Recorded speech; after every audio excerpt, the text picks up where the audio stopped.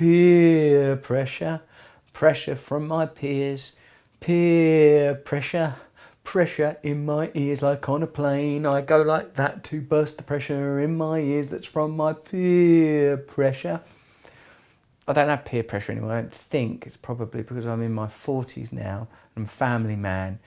Peer pressure, what to do? Have drugs, or to have a certain set of opinions and beliefs, or acquire certain technological devices and be successful on certain platforms, social media platforms. I almost can't imagine what it's like for you to be young. I almost can't imagine. Although it must be a bit like what it was like for me to be young, and what that was like. It was bloody awful, actually. A bloody awful continual Gulliver's Travels tug at the guts of the Lilliputian bindings, trying to yank me into... I had to numb myself in the end. Peer pressure. A lot of people say it's not so cool to have loads of peer pressure. Wendy Mandy, who I spoke to on my podcast Under the Skin, said we need to be part of, not necessarily hierarchies, but like she said, it's good to have elders, peers, youngers, and be absorbing all these influences.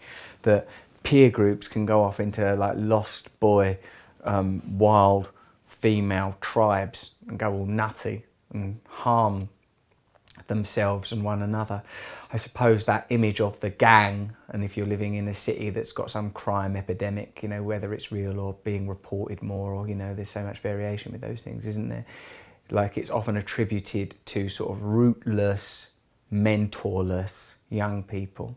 So how I suppose I would deal with peer pressure is I would think, what is this pressure? What am I feeling pressure to do? What am I feeling pressure to be? I'd still deal with a lot of pressure. I still aspire to be different than I am, and that is apparently problematic. I should just accept myself as I am now, just the awareness that houses my body, the awareness. I should be present with that. If you're a young person, I reckon what you need to do is get some mentors to aspire to. Virgil van Dijk or someone. Man, I love that guy.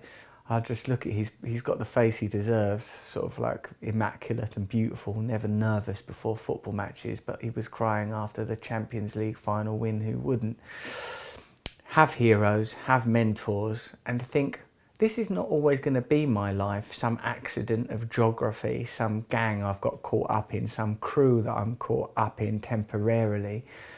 In fact, look at all the relationships in your lives and think, what do they give me? Does this person make me feel better about myself or worse about myself? And if the answer is, this person makes me feel worse about myself, have a little think about whether you or not you want that person in your life. Like if it's a friend or a lover or a partner or whatever. Think, I feel worse about myself as a result of my interactions with that person. You don't need that, unless of course you're like a deluded person continually in need of wake-up checks, which I was actually when I was young. When I was a drug addict, I was a right little pain in the arse. So like, people were continually going, what's wrong with you? What's wrong with you?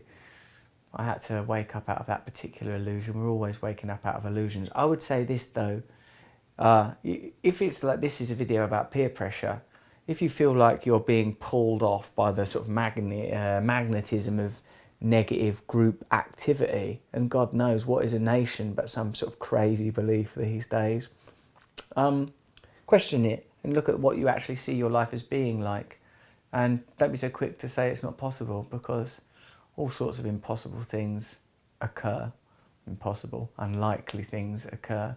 So I would say try not to define yourself by your immediate circumstance. Don't have relationships around you that are negative. Be willing to let go of them and have the courage to gently follow your dreams. It doesn't have to be immediately leaping on a jet to Hollywood or to academia or wherever it is you see the answer. It can be just to fruitfully and gently pursue your craft immediately in the day, to make beautiful things, to seek out people that are already how you see yourself being, emulate them, learn from them. If it's possible to get near them and get access to them, take it. That's why I believe in the support group communities that exist around addiction, because there is an abundance of people that are further down the path to follow.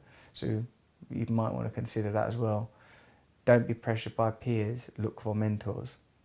I'm doing these new videos more frequently now. Please hit the notification button at the end of this video, because then you'll get a little bell when I post a new video, and I'd like you to get a little bell when I post a video. Then I can, I don't know, be buzzing away in your pocket.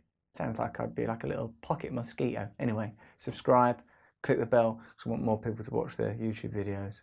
You specifically.